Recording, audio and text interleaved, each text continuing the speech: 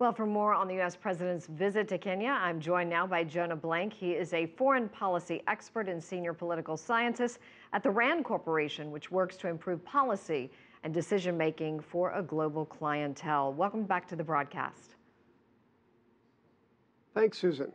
Do you think this visit means more personally to the U.S. president, since his father was born in Kenya and he does have relatives there, than it does in terms of his own legacy?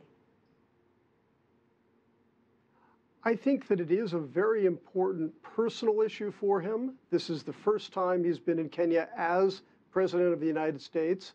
But I think the real importance for him goes deeper than family. I think this is an effort to really speak to the entire continent of Africa. He's going to be addressing the African Union in Addis Ababa when he goes to Ethiopia.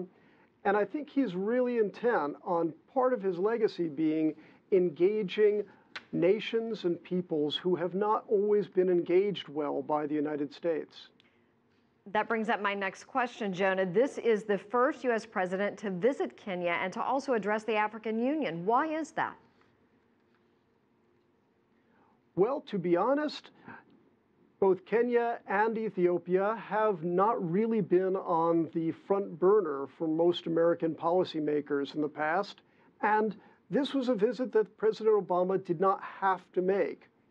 He made it, I believe, because he is intent on spending the rest of his presidency trying to reach out on issues that are not necessarily the front burner issues, but are really important for the future.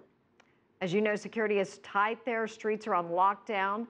We expect that gay rights and discrimination will be on the agenda, and Mr. Obama will address fighting terror in East Africa.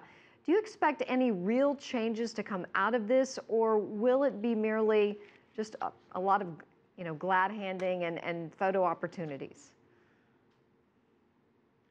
I don't think it will be merely a puff visit. I think there will be some serious talk and some serious disagreements. The United States has considerable disagreements on issues of human rights and gay rights with both governments in Kenya, Ethiopia, and various other governments in the region.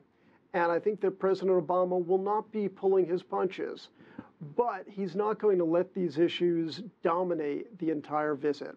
There are also very important trade issues, very important security issues, and the bigger picture of the United States wanting to be a player in the region rather than just an observer. And Jonah, tell me, what incentive do these countries have to actually listen to U.S. President Obama and make changes based on what his interests and the U.S. interests are there? Well, on some issues, it will be an uphill struggle. Uhuru Kenyatta, the leader of Kenya, has already said that he does not want to hear any lectures from the president or from any Americans about issues such as gay rights and human rights. On the larger issue, why should the people of this region care what the United States has to say? Well, part of it is that it's not just the United States. These issues are really issues for the global community. Human rights, security, free and fair trade, rule of law, these are not American issues, these are global issues. And the president is a pretty good messenger, but it's not just his message. Well, Jonah Blank, we certainly appreciate your time and insight on this very important trip. Thank you.